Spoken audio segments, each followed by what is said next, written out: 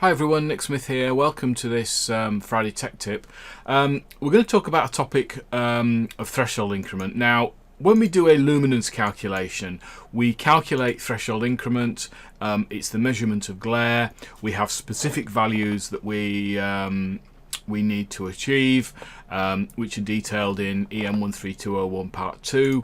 We have a little crib sheet here, which is shows us for an M6 that the TI needs to be 20 or less, and in this case we've got a TI of 14.15, so everything is green and that's all happy. When we do illuminance calculations, we have an alternative way of doing that, and that is we can tick the include TI option in the middle toolbar, and what that will do is it will then calculate threshold increment to make sure that a certain value is not exceeded.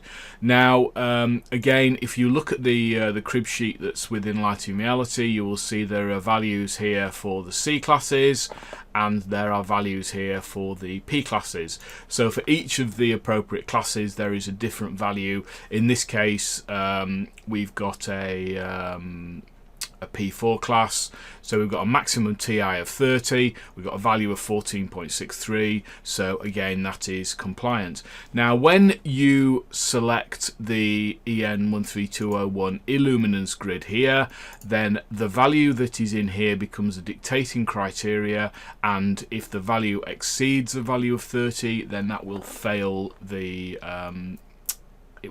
calculation at that point, so you'll get a series of X's, as it would be if illuminance failed, or if the minimum value failed. So when we select the BS5489 grid, if you're within the UK or you use that particular grid, it will calculate the threshold increment, but it is not a dictating criteria, so there is no requirement to achieve a certain value. In the next BS that comes out next year, we suggested that people might want to calculate that. I've always been of the opinion that why would you not want to know something about the installation you're about to put in, or the lantern you're about to put in? You can click the box, do the calculation, look at the value. If you're happy with it, then that may force you to go, or suggest to you that the luminaire that or the lens setting that you've used is maybe the right way to go, and there may be another lens setting that is a better solution. So anyway, do the calculation, consider what it is, and there is also a corresponding value for the C class. So if you calculate it to C5, then there is also a corresponding value for that as well.